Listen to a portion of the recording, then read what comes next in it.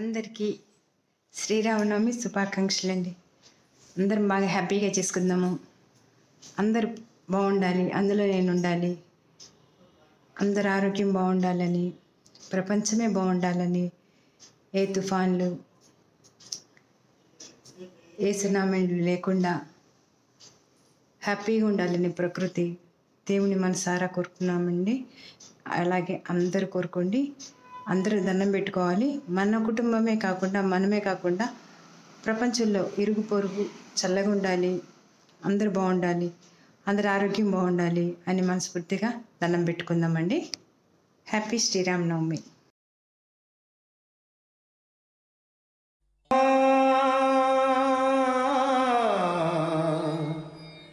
రామా జై శ్రీరామ్. అందరి బంధువయ్యా భద్రాచల రామయ్యా, ఆదుకునే ప్రభువయ్యా అయోధ్య రామయ్యా, చేయూతనిచ్చేవాడయ్యా మా సీతారామయ్యా, చేయూతనిచ్చేవాడయ్యా మా సీతారామమ్మను తెచ్చి అగ్ని పరీక్షకు దించెనయ్యా, కోర్కెలు తీర్చేవాడయ్యా కోదండ రామయ్యా.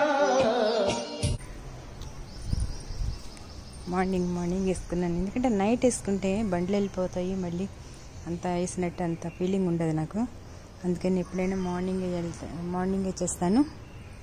మార్నింగ్ వేసేసుకున్నాను పొద్దున్న వెళ్ళేసి.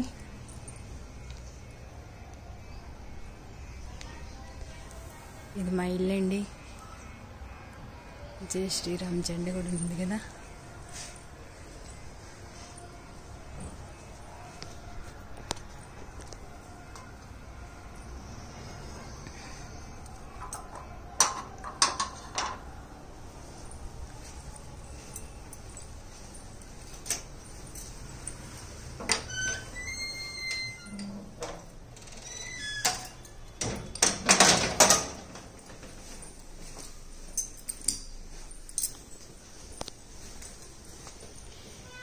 నేను చెప్పాను కదండి, ఒకరోజు ఇల్లు చూపిస్తానని, మొత్తం చూపిస్తాను ఒకరోజు ఇల్లంతా. ఇది బాబాగారి ఫోటో అండి, ఎంట్రన్స్లో ఉంటుంది మెయిన్ మాకు మెట్ల దగ్గర. మెట్లు పైకి ఎక్కితే ఎదురు దేవుని మందిరం ఉంటుంది. ఈరోజు శ్రీరామనవమి కదా, సో రాముల వారి పూజ అయిపోయింది. సీతారాములు, వడపప్పు, పానకం, కొబ్బరికాయ కొట్టాను.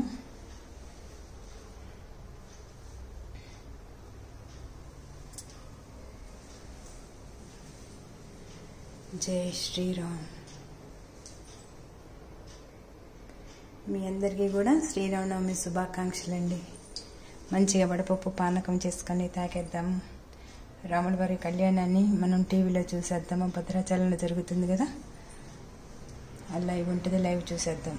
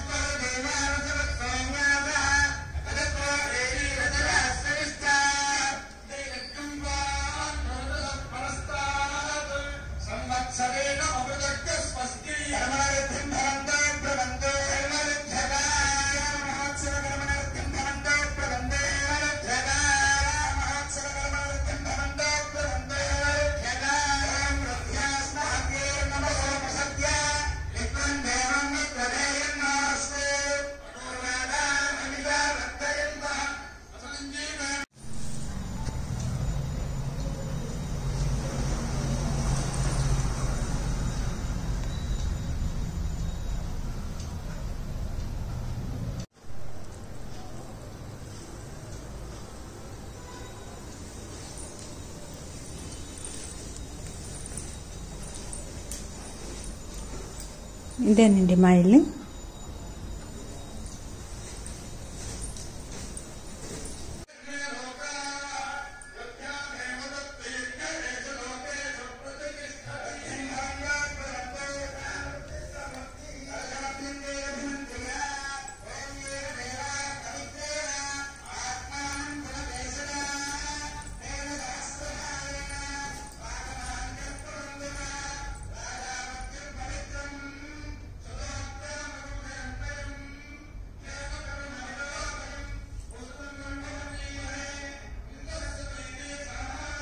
जय श्री राम राजा राम, जय श्री राम जानकी राम दशरथ राम.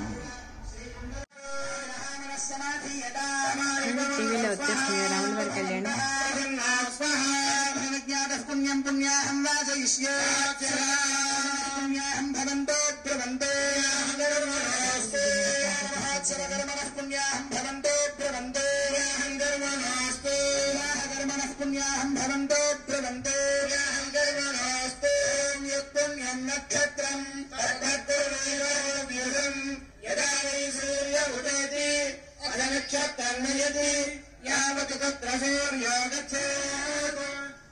రాముల వారి కళ్యాణం స్టార్ట్ అయిపోయిందండి. అక్కడ అయోధ్యలో, భద్రాచలంలో,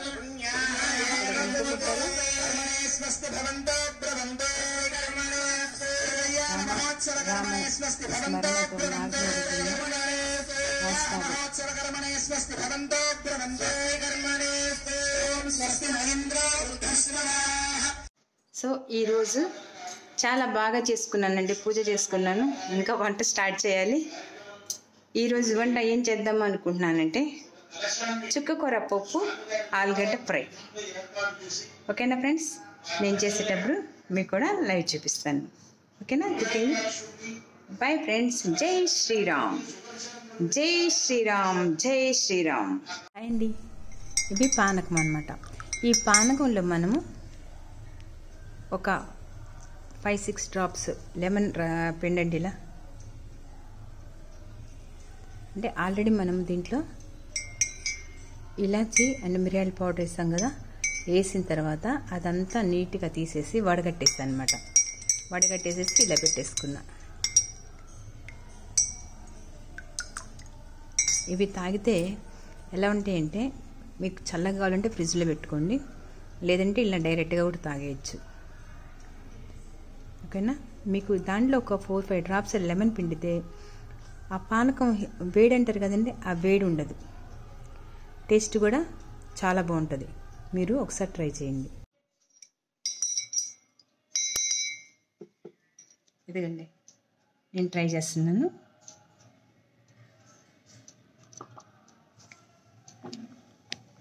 అబ్బా, ఎంత బాగుందంటే ఫ్రెండ్స్, చాలా. ఇప్పుడు పానకం తాగితే వేడి అంటారు కదా, ఈ పానకంలో మనం చిన్న నిమ్మకాయ, కొంచెం 1 స్పూను నిమ్మరసం వేసుకోండి. 1 గ్లాస్ పానకంలో వేడి ఉండదు, ప్లస్ టేస్ట్ కూడా సూపర్ ఉంటుంది. ఫ్లేవర్ కూడా చాలా బాగుంటుంది. ప్లీజ్ ఫ్రెండ్స్, మీకు నచ్చితే మీరు ట్రై చేయండి. నాకైతే చాలా బాగుంది, మీకు నచ్చుద్ది అనుకుంటున్నాను. హ్యాపీ శ్రీరామ నవమి అండి. హ్యాపీ శ్రీరామ నవమి శుభాకాంక్షలు. అండి, ఈరోజు వడపప్పు పానకం చూపించే కదా, ఇది వడపప్పు. వడపప్పుని ఏం చేశానంటే, నానబెట్టిన వడపప్పుని దీనిలో కొద్దిగా కొబ్బరి, కొద్దిగా మామిడికాయ తురుము 2 తురిమి, కొంచెం ఉప్పు, కొంచెం కారం వేసానండి. వేసి దీనిలో కూడా లైట్గా ఒక 2-3 డ్రాప్స్ నిమ్మకాయ పిండేస్తాము. మీకు ఇష్టమైతే దీంట్లో ఇంగు వేసుకోండి, ఇంగు వేసినా కూడా చాలా బాగుంటుంది. ఇదేనండి వడపప్పు, చూసారా ఎంత బాగుంటుందో. ఇలా అయినా ట్రై చేయండి. ఉట్టి కూడా తినొచ్చు. ఉట్టి కన్నా దీంట్లో కొద్దిగా కొబ్బరి, నిమ్మకాయ, ఉప్పు, కారం, మామిడికాయ తురుము, మామిడికాయ తురుము, కొబ్బరి వేసాను, నిమ్మకాయ 2-3 డ్రాప్స్ పిండాను, సాల్ట్, కారం. మీకు నచ్చితే ఇంగు కూడా వేసుకోండి. వడపప్పు రెడీ. చేయూతనిచ్చేవాడయ్యా మా సీతారామయ్యా, కోర్కెలు తీర్చేవాడయ్యా కోదండ రామయ్యా.